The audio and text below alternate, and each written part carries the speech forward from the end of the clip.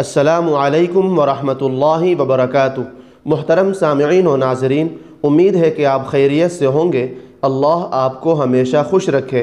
मुहतरम सामिईन किराम, सर्दी की वजह से बाज़ लोग मुँह पर मफलर लपेट कर के नमाज़ पढ़ते हैं, बाज़ चादर से मुँह छुपा कर के नमाज़ पढ़ते हैं। इसी तरह कुछ लोग मास्क लगा कर के नमाज़ पढ़ते हैं। तो क्या इस तरीक़े से नमाज हो जाती है? चुनांचे इस सिलसिले में मैं आपके सामने दो मुख्तसर फ़तवे पेश करूँगा।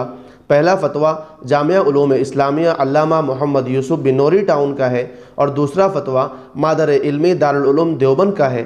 दोनों फ़तवे देखने से पहले आपसे एक छोटी सी गुजारिश है कि वीडियो को आखिर तक ज़रूर देखें और चैनल पर पहली बार आए हैं तो चैनल को सब्सक्राइब ज़रूर कर लीजिए। चुनांचे किसी साइल ने जामिया उलूम इस्लामिया से सवाल पूछा, आजकल सर्दियों का मौसम है, नमाज के दौरान चादर या मफलर से मुंह छुपाने से नमाज हो सकती है? तो जामिया की तरफ से जवाब दिया गया, फ़ुक़हा किराम ने लिखा है कि आम हालात में बिला उज़्र नाक और मुंह किसी कपड़े वग़ैरह में लपेट करके नमाज पढ़ना मकरूह तहरीमी है। अलबत्ता अगर किसी उज़्र की वजह से नमाज में चेहरे को ढांपा जाए या मास्क पहना जाए तो नमाज बिला कराहत दुरुस्त होगी।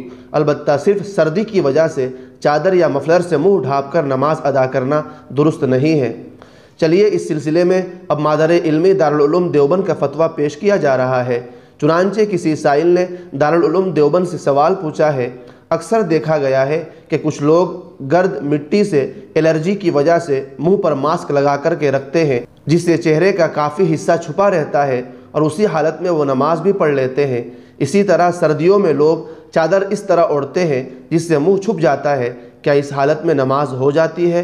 तो जामिया की तरफ से जवाब आया, बिस्मिल्लाहिर्रहमानिर्रहीम, चादर इस तरह ओढ़ कर नमाज पढ़ना कि मुंह और नाक छुप जाए, इसी तरह मास्क लगा कर नमाज पढ़ना जिसमें मुंह और नाक छुप जाए मकरूह है।